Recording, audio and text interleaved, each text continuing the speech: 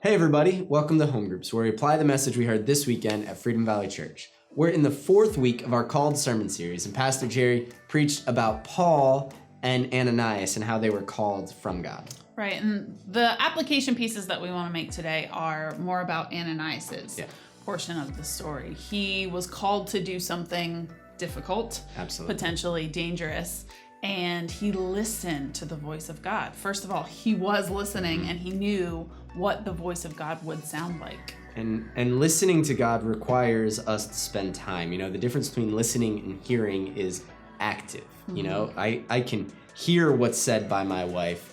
It's far more rare that I listen to her, and that's why the garbage doesn't get taken out or whatever. But when we're talking about God, are we actively listening to him, or are we just talking at him?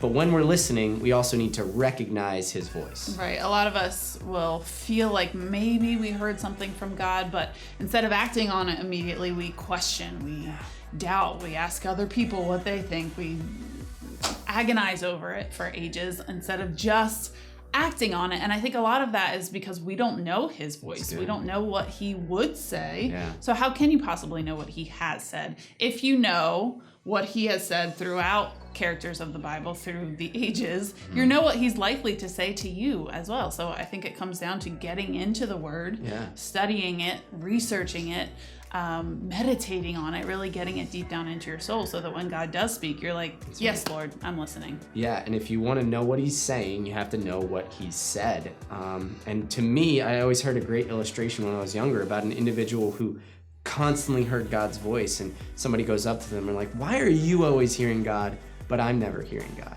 And he said, well, maybe it's just whenever I hear God, I immediately respond.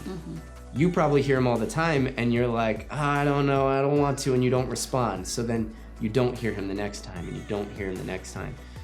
When we listen for God and then we recognize what he said, we must respond. Or the next time we won't hear it because we won't be receptive, we won't be ready. When you hear God and you recognize what he's saying, you're now required to respond.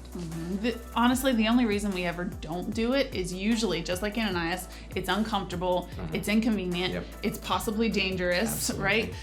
God's never gonna ask you to do something that's hateful or wrong, right? He's gonna ask you to act out of love, and it's only ever uncomfortability or inconvenience, or it's gonna make you look weird or something like that that we say no or we question it. So why not step out, be obedient, be willing when God asks you to do something? And just like Ananias, we could see amazing fruit out of that. I think every single salvation that Saul had throughout the rest of his, and he's the biggest missionary of all time, probably the most effective missionary of all time, maybe.